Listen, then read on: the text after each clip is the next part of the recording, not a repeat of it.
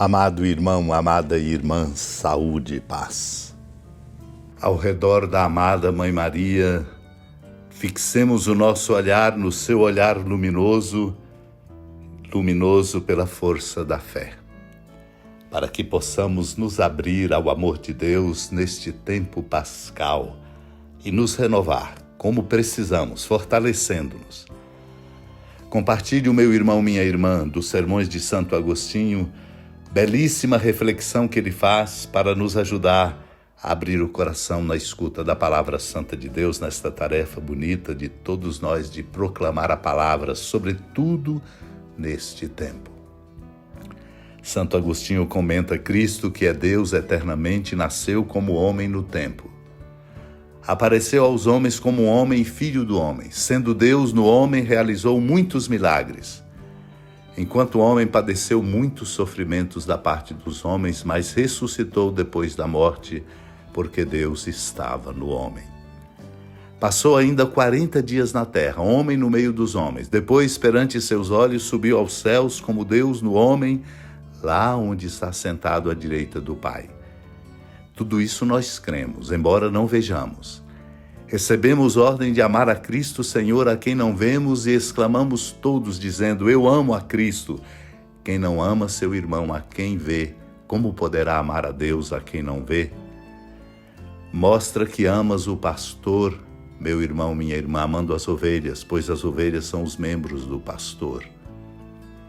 Para que as ovelhas fossem seus membros, foi como um cordeiro levado ao matadouro. Para que as ovelhas fossem seus membros, foi dito a seu respeito: eis o Cordeiro de Deus, aquele que tira o pecado do mundo. Mas esse Cordeiro possui muita força. Santo Agostinho pergunta: queres saber o quanto é forte? O Cordeiro foi crucificado e o leão foi vencido. Vede e reconhecei com que força o Senhor Cristo governa o mundo, ele que por sua morte venceu o demônio. E nos traz um convite: amemos, portanto, também a Cristo e nada nos seja caro mais do que Ele. Naquele tempo, Jesus apareceu de novo aos discípulos à beira do mar de Tiberíades. A aparição foi assim: estavam juntos Simão Pedro, Tomé, chamado Dídimo, Natanael de Caná da Galiléia, os filhos de Zebedeu e outros 2 discípulos de Jesus. Simão Pedro disse a eles: eu vou pescar. Eles disseram: também vamos contigo. Saíram e entraram na barca, mas não pescaram nada naquela noite.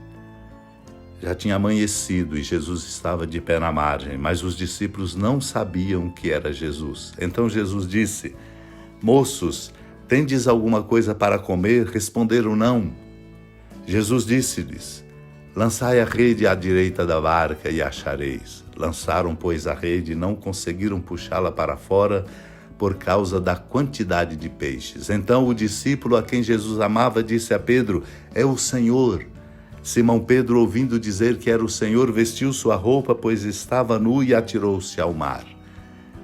Os outros discípulos vieram com a barca, arrastando a rede com os peixes. Na verdade, não estavam longe da terra, mas somente a cerca de 100 metros. Logo que pisaram a terra, viram brasas acesas com peixe em cima e pão. Jesus disse-lhes: trazei alguns dos peixes que apanhastes.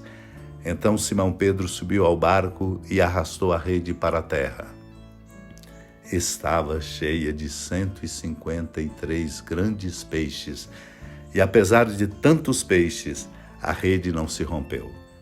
Jesus disse-lhes: vinde comer. Amado e amada de Deus, é nele que está a fonte, Cristo. É ele o centro. Não precisamos fazer invenções, é preciso fixar nele o olhar, nele que vem ao nosso encontro, como foi ao encontro dos discípulos à beira do mar de Tiberíades. Ali estavam eles, no comum de suas vidas, por isso Pedro disse: eu vou pescar. Era pescador, precisava trabalhar. Os outros também disseram, acompanhando: também nós vamos contigo. E foram pescar. E naquela noite nada tinham pescado. Vem ele, Cristo, ao encontro. Ele é a fonte da fecundidade. Os discípulos não sabiam que era Jesus, E Jesus lhes pede algo de comer, para lhes provocar, mostrando que nas circunstâncias concretas da vida, do dia a dia de cada um de nós, se Ele não entra, não damos conta. Ele é a força. E eles responderam que não tinham nada para comer. Receberam uma ordem, o Senhor nos dá a indicação, Ele pode, Ele sabe, Ele nos ama. Lançai a rede à direita da barca e achareis. Eles lançaram em obediência e não conseguiam puxá-la por causa da grande quantidade de peixes. E então reconheceram pela voz do discípulo que Jesus amava, é o Senhor.